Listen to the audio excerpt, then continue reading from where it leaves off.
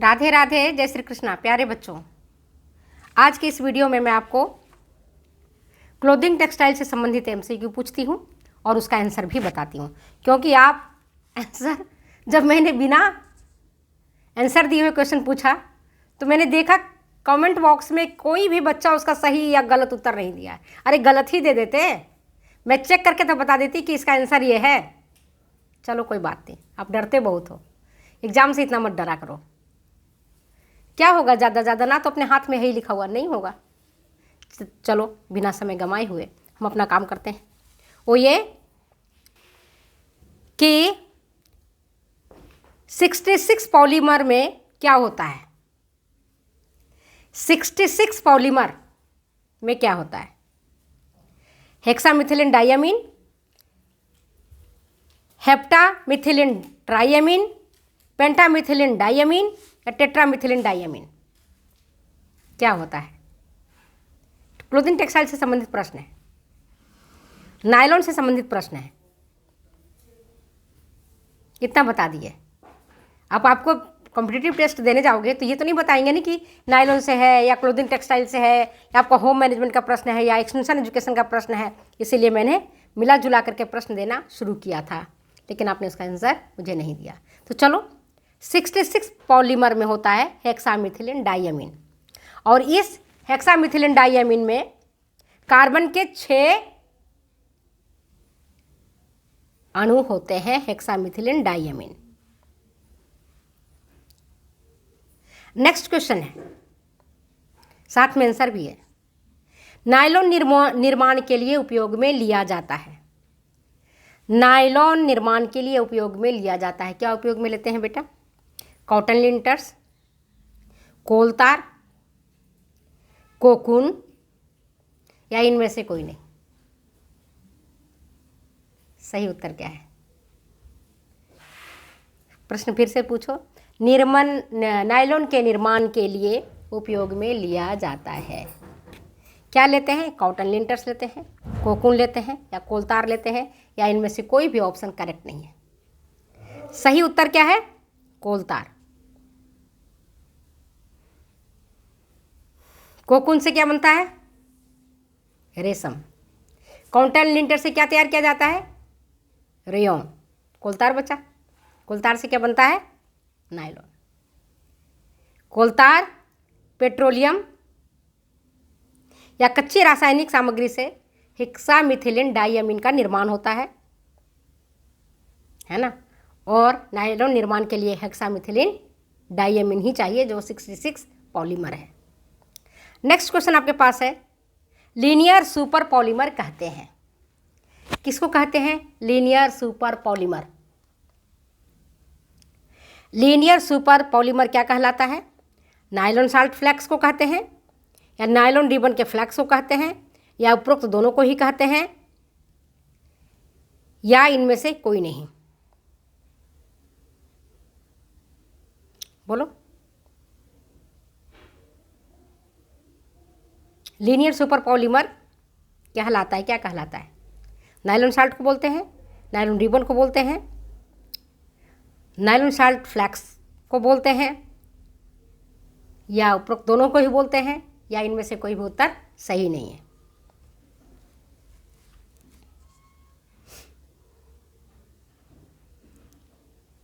बोलो। Nylon salt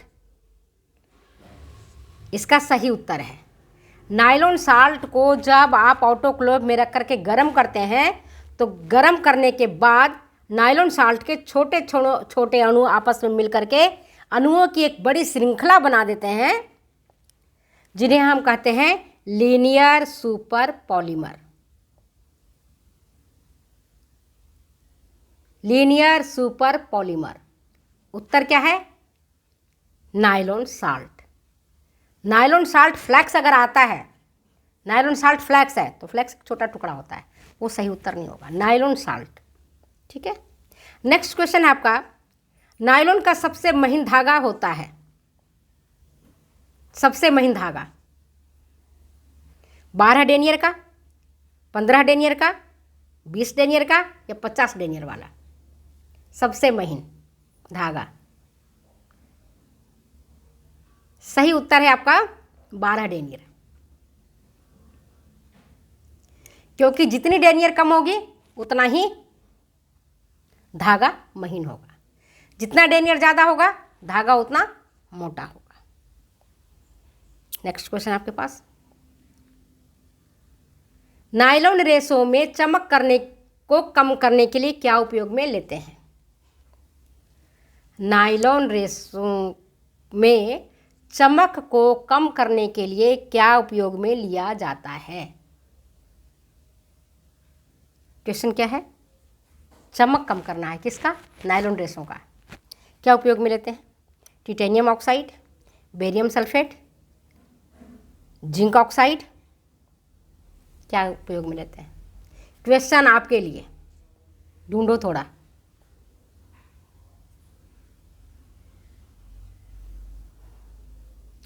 next question है आपके पास वो ये,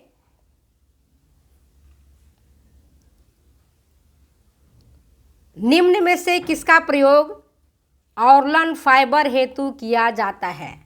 ऑर्लन फाइबर, ऑर्लन नाम सुना है ना, सिंथेटिक फाइबर है, जैसे नायलॉन है, ऑर्लन है, पॉलिस्टर है, सिंथेटिक फाइबर है।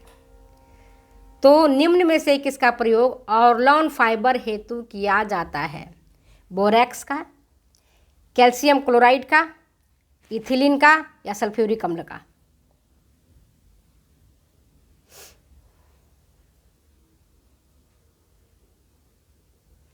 क्वेश्चन है, निम्न में से किसका प्रयोग ऑर्लन फाइबर के निर्माण हेतु किया जाता है? ऑप्शन आपके पास बोरैक्स, दूसरा है कैल्शियम क्लोराइड, तीसरा है इथिलीन, चौथा है सल्फ्यूरिक अम्ल।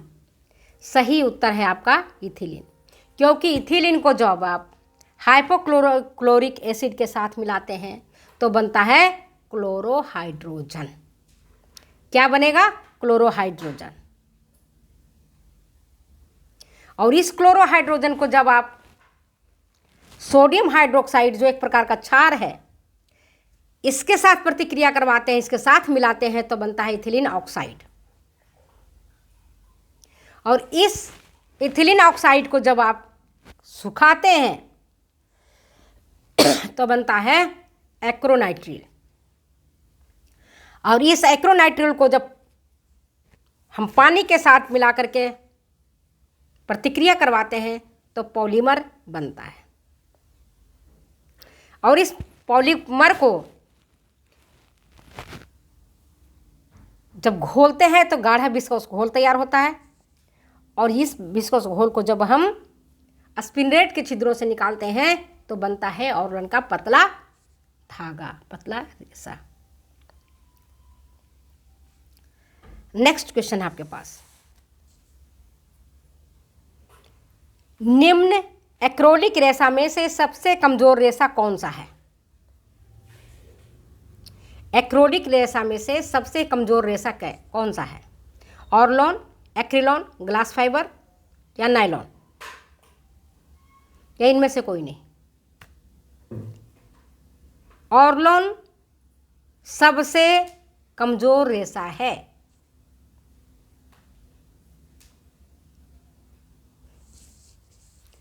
सबसे कमजोर ग्लास फाइबर मजबूत है, एक्रिलॉन भी मजबूत है, नायलॉन भी उसकी तुलना में मजबूत है।